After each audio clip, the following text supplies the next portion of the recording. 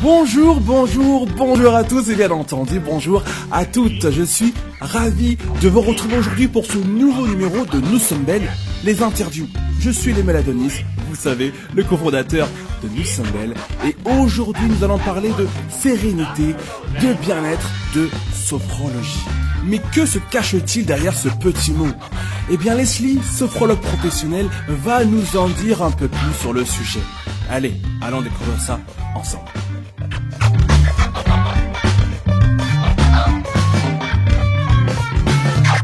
Alors bonjour Leslie, et merci bien d'avoir accepté mon invitation pour ce nouveau numéro de Nous sommes belles, les interviews. Merci, bonjour. Alors aujourd'hui on va parler de sérénité, de créativité et de meilleure image de soi. Donc Leslie, tu es sophrologue depuis 2014, oui, mais tu es aussi avant tout danseuse depuis de nombreuses années. Donc tu expliques sur ton site que tu as évolué dans un environnement stressant, dû au track sur scène, les défilés, les plateaux de tournage, et que la sophrologie t'a permis de vivre tout ça avec un peu plus de sérénité.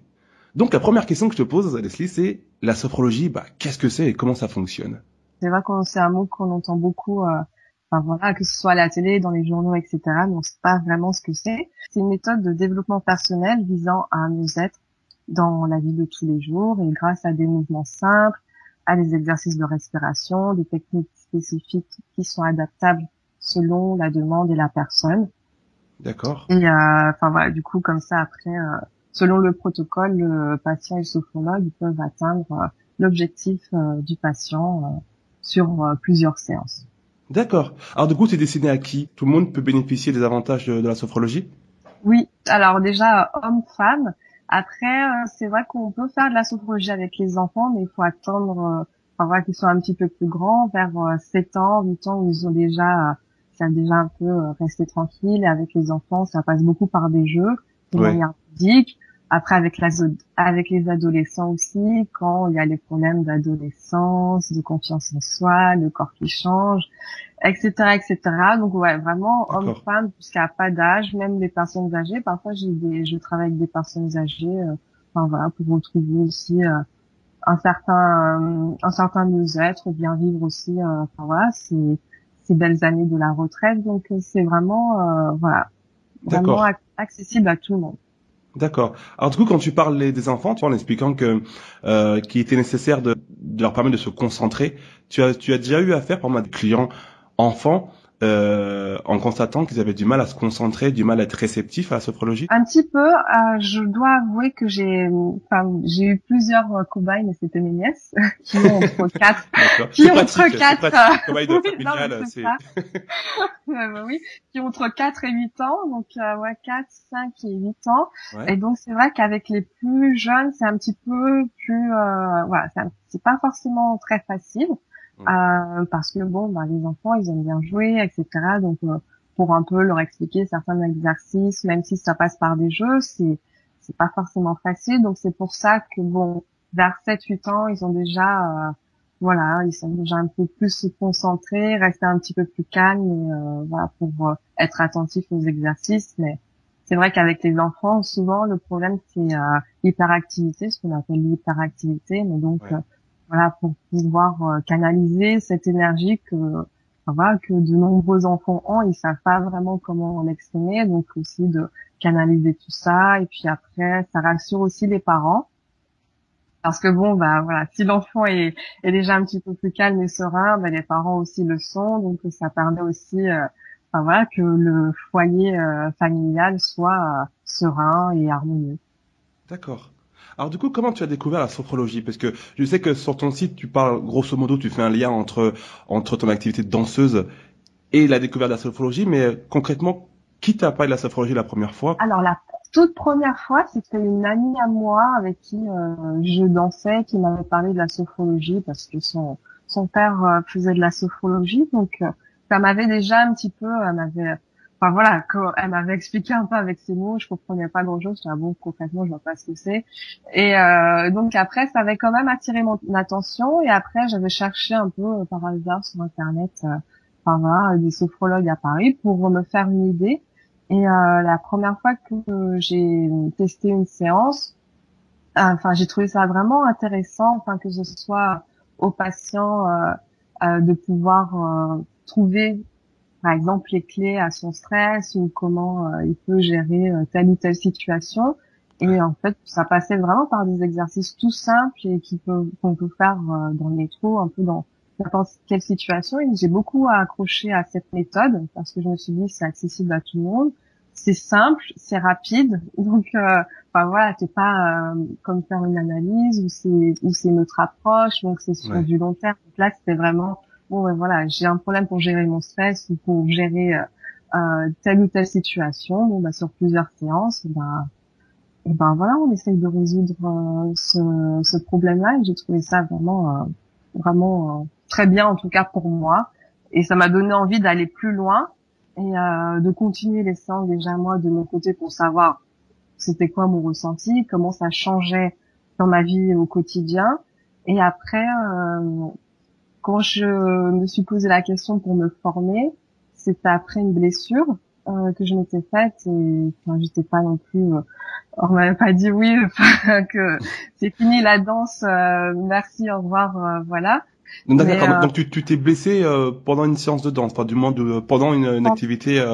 oui en fait j'étais en spectacle et je me suis enfin voilà je me suis blessée et donc pendant plusieurs semaines je pouvais plus bouger, il fallait pas que je marche, fallait que je reste chez moi et donc c'est vrai que c'était pour la première fois dans ma carrière de danseuse où je me suis posé la question bah, si ça s'arrête qu'est-ce que je fais quoi. Ouais. Enfin, voilà, enfin, moi, enfin, la danse et mon corps, c'est mon outil de travail, quoi. Donc, concrètement, si je peux pas être au top de moi-même, qu'est-ce que je fais? Et donc, c'est vrai que la sophrologie est revenue et je me suis dit, tiens, je vais m'intéresser aux formations, voir enfin, la durée, comment ça se passait, etc. Et les tarifs, bien évidemment. Et donc après, j'ai décidé de me former à l'Académie de sophrologie de Paris. D'accord. Donc voilà, j'ai fait une formation de presque 2 ans. Et du coup, j'ai pu après obtenir mon diplôme. D'accord. Alors j'ai un peu fouillé, hein, j'ai bien fait mes devoirs. Je suis allé voir sur ton sur ton site internet et je vois que tu proposes deux types de massages. Tu peux nous en parler? Oui. Alors c'est vrai que bon, pour revenir aussi, il y avait la sophrologie, mais c'est vrai que les massages m'ont toujours intéressée. Enfin, c'est une autre approche. Et donc je propose le massage suédois, qui est un massage euh, dynamisant, mais qui est aussi relaxant, enveloppant, où il y a aussi toute une partie de drainage, particulièrement au niveau des jambes. D'accord. Et je propose aussi un massage spécifique visage qui inclut aussi les épaules. Donc c'est vraiment pour amener un peu plus de douceur, vraiment de lâcher prise, parce qu'en fait on se rend pas compte à quel point tous les muscles qu'il y a au niveau du visage. Donc vraiment c'est vraiment pour aussi permettre de lâcher prise au niveau nerveux, avec tout comme il y a le cerveau à côté, donc du coup avec tous les nerfs qui passent à côté. Donc vraiment de lâcher prise et de aussi de lisser les petites rides d'expression et non de vieillesse qu'on peut avoir et de redynamiser et de repulper surtout la peau du visage qui parfois enfin, voilà un petit peu fatiguée, donc c'est pour donner aussi un bon coup de peps à la peau et au visage. D'accord. Donc un massage suédois donc qui a un côté un peu plus énergétique ou énergique, je sais Oui, pas comment on dit, et le second qui a un côté beaucoup plus doux, une approche beaucoup plus douce. c'est ça. Oui. D'accord. Alors du coup, ces types de massages, c'est inclus dans la sophrologie ou tu as aussi d'autres types de techniques propres à la sophrologie? Tout à l'heure, tu nous parlais de la respiration, par exemple, et en fouillant aussi un peu plus, sur ton Instagram, tu as mis une vidéo il y a quelques jours où tu montres une technique de respiration. Ça fait aussi partie des procédés liés à la sophrologie? Alors vraiment, massage et sophrologie, c'est vraiment deux choses bien distinctes. Euh, Pendant une séance de sophrologie, il n'y a pas du tout de toucher. C'est vraiment juste par la voix du sophrologue. Donc ça, c'est vraiment, enfin, le massage et la sophrologie, c'est vraiment deux techniques différentes, mais avec deux approches qui tendent à aller vers la détente et la relaxation, tout simplement, quoi. Donc la sophrologie qui a plus, où on est plus actif, parce que bon, bah, il faut suivre la séance, etc. Et après, justement, les massages où c'est plus, on est un peu plus passif parce qu'on se laisse masser. Enfin voilà, le masseur dénoue les nœuds, les tensions qu'il y a au niveau du corps. Donc c'est vraiment deux choses différentes. Et donc c'est vrai que sur mon Instagram, je mets plus l'accent sur la sophrologie. Donc c'est vrai que j'avais montré une vidéo de la respiration abdominale qui est utilisée principalement au cours d'une séance de sophrologie, parce que c'est la respiration abdominale, c'est une respiration qui est vraiment détendue. C'est comme quand on était enfant et plus particulièrement bébé. On s'en souvient pas parce que c'est bien trop loin, mais enfin voilà, c'est vraiment cette respiration où il n'y a aucune tension et en fait le ventre se gonfle à l'inspire et à l'expire, il se dégonfle et ça crée aucune tension au niveau des épaules, au niveau du cou, au niveau du dos, particulièrement quand on est stressé. En fait, on a tendance à crisper le haut du corps, enfin les épaules qui montent jusqu'aux oreilles, etc. Donc, de revenir à une respiration plus douce, plus abdominale. Donc, ça permet aussi comment on peut dire ça, de mettre à distance en fait certains soucis, certaines choses, et de dire bon, je prends quelques instants pour bien respirer, pour me calmer, et après ça va. D'accord, donc c'est clair que donc du coup la respiration elle a un rôle primordial dans la sophrologie.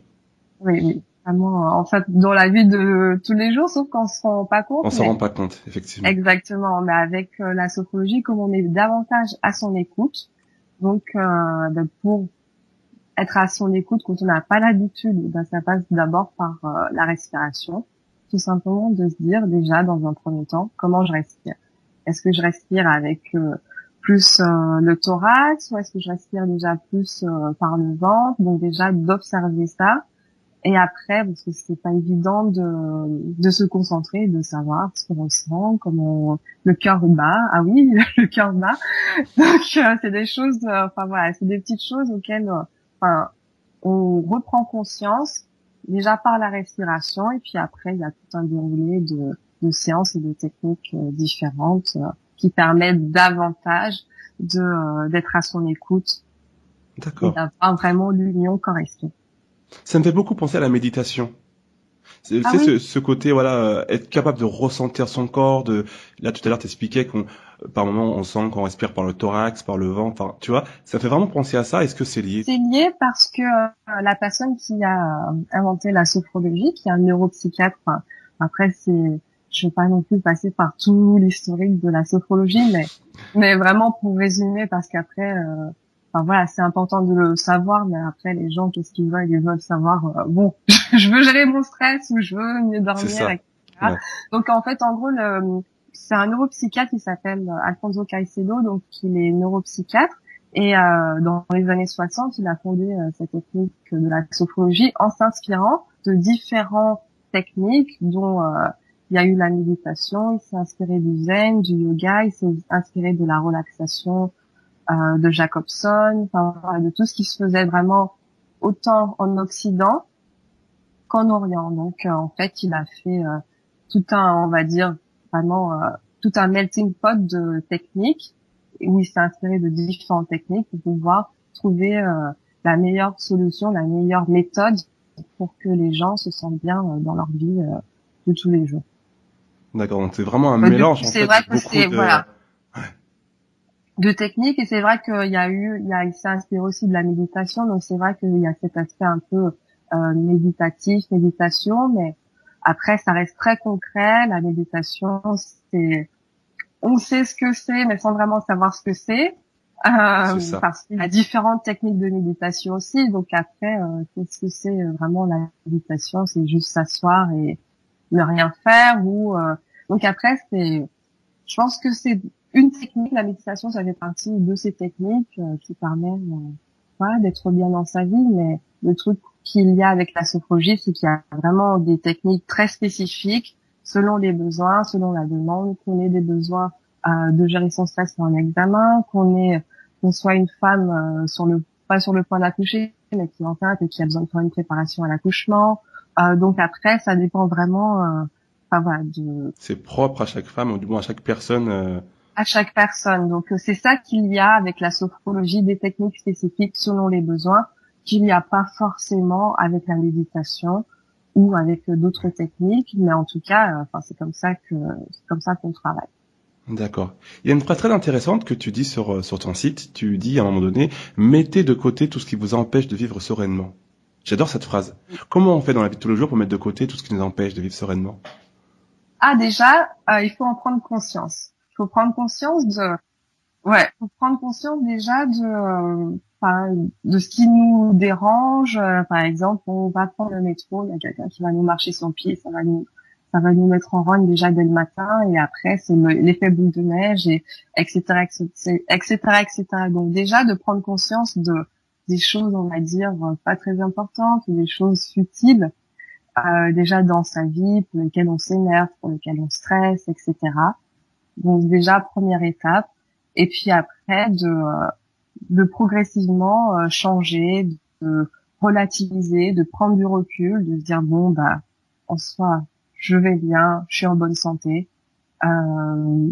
j'ai ça ou ça dans ma vie, donc je vais pas me laisser emporter par des choses qui n'ont pas besoin. Voilà.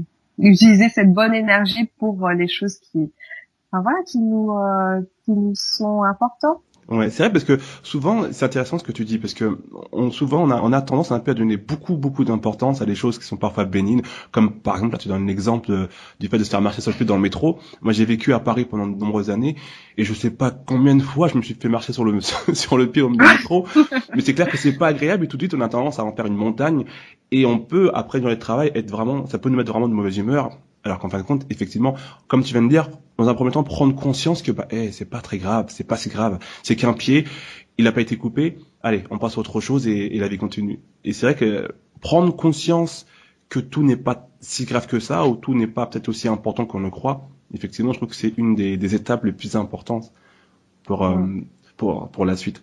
Alors là, je vais m'adresser en fait aux lectrices de Nous sommes belles. Donc vous l'avez compris les filles, que vous soyez étudiantes, femmes entrepreneurs ou femmes au foyer. Toutes les femmes de la Terre sont concernées par la sophrologie. Alors, Leslie, où est-ce qu'on peut te trouver? Donc, on a ton site internet. Tu peux redonner le nom? Cocoon Place. C'est cocoon, pas le tiré du bas, c'est le tiré du 6. Place, quoi. Enfin, je l'ai dit à l'anglaise, mais. C'est ça, à l'américaine. Place, à l'américaine. .com. Et en fait, pour l'instant, moi, je suis sur Paris. Mais après, par la suite, j'espère que je pourrai faire, la moitié de mon temps à Paris, la moitié de mon temps à Lille et dans la région. D'accord. Okay. Ça, c'est dans le futur, mais pour l'instant, je suis à Paris. C'est pas un peu. Et puis, t'as raison. En même temps, c'est la capitale. C'est là où je pense en France où les gens sont le plus stressés. Donc, c'est aussi, je pense, l'endroit où actuellement les gens ont le plus de besoin de sérénité, comme tu disais tout à l'heure. En plus, ça tombe bien. On est en septembre. Enfin, du moins, là, on tourne l'interview fin août, mais elle reste de sortir du coup en septembre. C'est la rentrée scolaire. Donc les filles, si vous êtes étudiantes, n'hésitez pas à prendre contact avec Leslie. Je pense que si vous êtes du genre stressé pour la rentrée scolaire, stressé pour un tas de choses, je pense que c'est le moment de contacter Leslie. Eh ben écoute, Leslie, merci beaucoup. Merci beaucoup pour le temps que tu nous as accordé. Est-ce que tu as quelque chose à rajouter? Qu'est-ce que j'ai à vous dire? C'est vrai que moi j'ai juste, parce que je rebondis sur ce que tu viens de dire, parce que pour avoir parlé avec beaucoup de personnes, il y a des personnes qui se rendent pas compte qu'elles sont stressées, etc.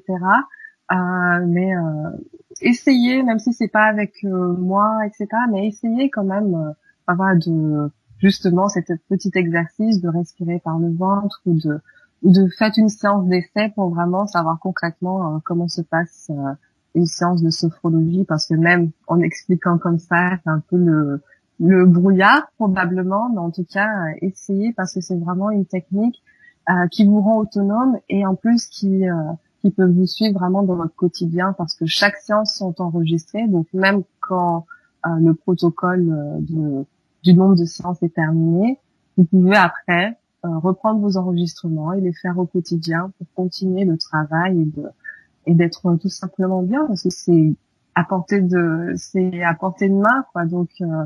Donc vraiment allez-y, faites, parce que des fois le stress ou le manque de confiance, ça nous empêche de faire des choses, ou on passe tout simplement à côté de certaines choses parce qu'on n'a pas le courage, mais on perd ses moyens et c'est dommage, quoi. que tout le monde ne puisse pas réussir à être heureux. Voilà. Super. Eh ben c'est parfait. Les filles, vous avez plus qu'à contacter Leslie. Elle vous attend. Merci beaucoup Leslie. Et à très bientôt. À très bientôt. Au revoir.